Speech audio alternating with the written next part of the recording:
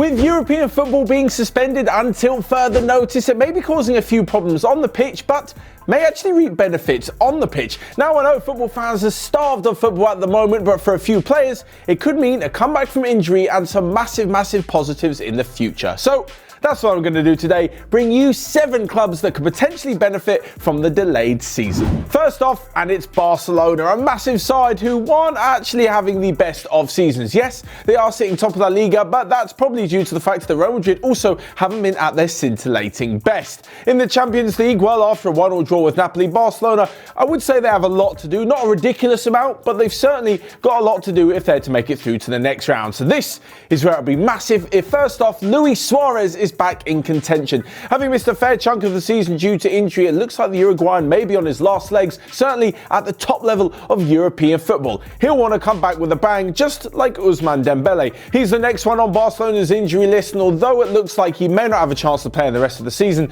unless it comes back in like September or October, he's still a massive miss. We spoke about recently how, despite Messi just doing Messi things, it's a lot of pressure on Ansu Fati, and they've had to bring in Martin Braithwaite as well. For those of you who think he may be the saviour, well, there's a reason he was playing at Leganés in the first place. Alongside this, there's also Sergio Roberto, who's going to come back from injury, hopefully within the next few weeks, and Artur as well. Both of them aren't necessarily ridiculously key men, but they are pretty strong players for Barcelona, and they certainly be worse off without them. So the next club who may benefit, it's a team that have had a pretty shocking season, Tottenham Hotspur. Getting rid of Mauricio Pochettino may have not been the brightest of things to do. Jose Mourinho had a good impact at first, but now Spurs sit in 8th, and it is in no part down to the fact that with loads of injuries, their chairman Daniel Levy decided not to sign anybody. What brilliant masterclass that was from him. Anyway, with the season probably not going on for the next few months, there is a massive possibility that Harry Kane will be fit. The England captain's been out since the 1st of January, and him returning not only will bring a load of goals to beat the opposition, because Spurs can't really defend that well, so they're going to need to score a lot, but also help them climb back into contention for a Champions League spot. And so if you think missing Harry Kane wasn't really a big deal for Spurs, even though it definitely is, they've also got Heung-min Son out with a broken arm. Again, he could be back to help fire Spurs back towards the top of the table. And alongside this, there's also new signing Steven Bergwijn. He was brought in, he's an attacking midfielder, not a striker, but hopefully to add a few more goals to this Tottenham side, which basically had loads of attacking midfielders, but no real strikers. Dele Alli seems to have gone off the ball, and Lucas Moura hasn't really done anything since scoring that hat-trick against Ajax in last season's Champions League.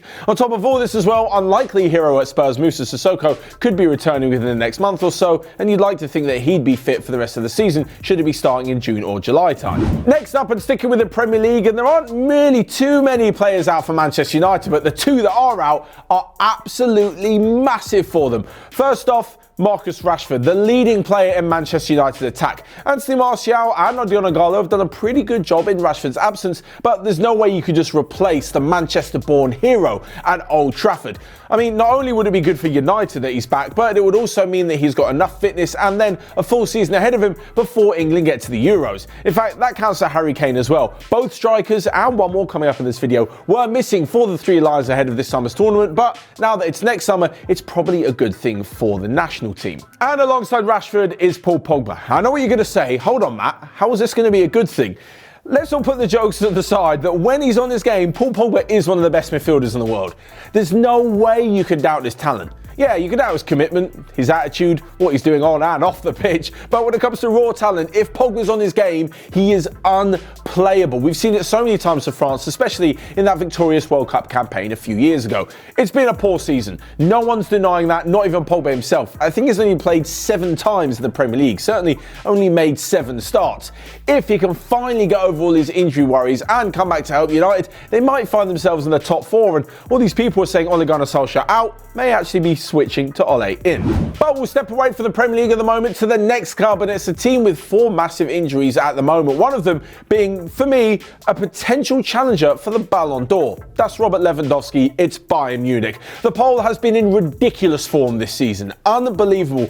Bayern Munich are pretty much favourites to win the Champions League this season after their brilliant first leg display against Chelsea, and they've just managed to create themselves a little bit of a gap at the top of the Bundesliga. Should Lewandowski come back, they really won't have to worry about putting the ball in the back of the net for the rest of the season. goals win you games, and it will definitely bring more trophies to Bayern Munich. Alongside this, there's 3 other injuries who really haven't had too much of an impact on the squad this season, but they're probably playing for their own futures. Kingsley Coman needs to prove to himself and to everyone else that he can stay fit for more than 3 weeks, even though he is currently injured but could be back soon.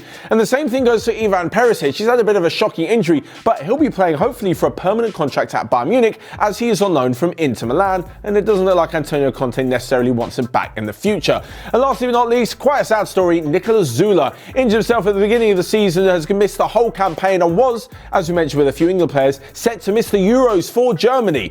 A return to fitness and a few more games will allow him to get back onto the road to being Germany's #1 defender come Euro 2021. And next up, it's Manchester City, and a massive one is Aymeric Laporte. We've spoken about him recently. He literally has had a shocking season because of injury. Such a nightmare for him personally. And just when you think he was coming back, bam, he limps off against Real Madrid and things are looking pretty poor for him. I mean, on a personal note, he is one of the best defenders in the Premier League, and Manchester City desperately need him.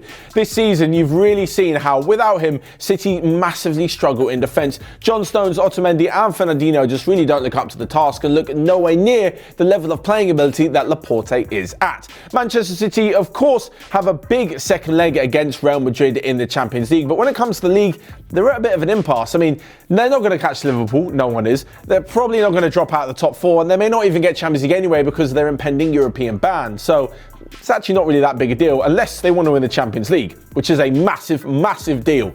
So much so, they'll be hoping that Leroy Sané can return. After picking up his injury in the Community Shield, Sané has not played a minute of first-team action this season in the Premier League, Champions League, Carabao Cup, which Man City won, or the FA Cup. But Pep Guardiola was surely hoping that a star man can return to help them in their Champions League bid. Obviously, they've got Bernardo Silva, Raheem Sterling, Aguero, Jesus, David Silva, plenty of players in attack, Kevin De Bruyne as well.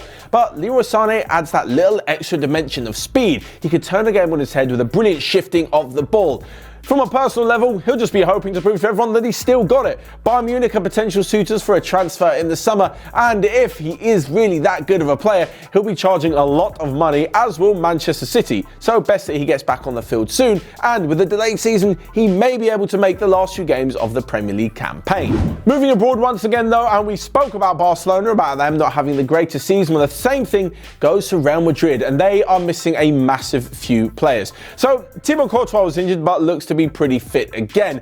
As the other players though, Marcelo is a massive miss at left back. Ferland Mendy has fitted him pretty well, I'd say, actually, at left back, but he is no Marcelo. Even though he's coming to the twilight years of his career, he's been a brilliant servant for Real Madrid and definitely still has a massive role to play.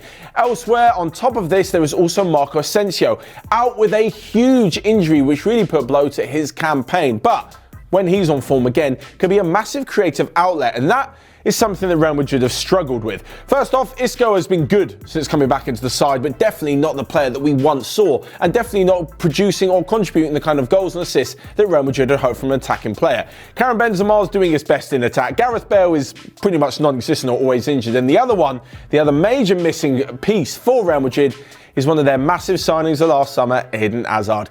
I know he hasn't produced all the numbers and figures that you'd expect of a player who was literally carrying Chelsea on his back for the last few years. Having said that, him in the side, Real Madrid are better than without him in the side. A guy with that ability, you can't possibly be better off without him. If he returns to fitness over the next few weeks and few months, who knows, maybe Real Madrid could pull off a shocking turnaround against Manchester City, having to face a trip to the Etihad 2-1 down, and maybe even topple Barcelona and win their first La Liga title in 3 years. So much to come from so many players. We move on to the very last club, the 7th club who may be benefiting. And that is Eden Hazard's former club, Chelsea. To be honest, Frank Lampard is a new manager. Chelsea had a transfer ban and had to play some young players. So the fact that they're definitely in strong contention for a top 4 finish, hats off to Chelsea, hats off to Lampard, and all of this with quite a fair few injuries. Now, first off, we spoke about Kane and Rashford missing for England. The same thing goes to Tammy Abraham. He started the season on fire, really leading the line for Chelsea, but injury worries have kind of curtailed his season, so hopefully he'll be back within the next few weeks. Alongside this, there's also Callum Hudson-Odoi, another brilliant young English prospect who seems to have had his career halted just a little bit by a worrying injury. If he's back to fine form, he's brilliant on one side with Tammy Abraham, and on the other, could be Christian Pulisic. Now, he did kind of start with a hot and cold beginning to his career at Chelsea. Lampard knows he's got the talent, but maybe didn't think he was quite putting in the effort and didn't play him in all of the games possible. Pulisic is currently out with an injury, but a return to form for him really could see a return on the investment that Chelsea put into him. I think they paid about 60 million for him from Borussia Dortmund last January. And lastly, in central midfielders, Mateo Kovacic has been in fine form for Chelsea since signing permanently in the last summer, and also N'Golo Kante. It's probably fair to say that you're not going to be quite a good in midfield without the best defensive midfielder in the world. Casemiro fans will probably have something to say to that, but N'Golo Kante really is the heartbeat of this Chelsea side, covers so much ground and provides such a good transition from defence to attack. Chelsea are worse off without him and will be dying to have him back in the starting 11. So there you have it, 7 teams who are potentially going to benefit on the field from the delay to the season. But what do you guys think? Let me know your thoughts in the comment section below and which other teams you think are really going to come back in a stronger position. Whilst you're at it, you can smash the like button and click here or here to check out all of the other videos we've got going on Onefootball. But until next time, I'll see you guys later.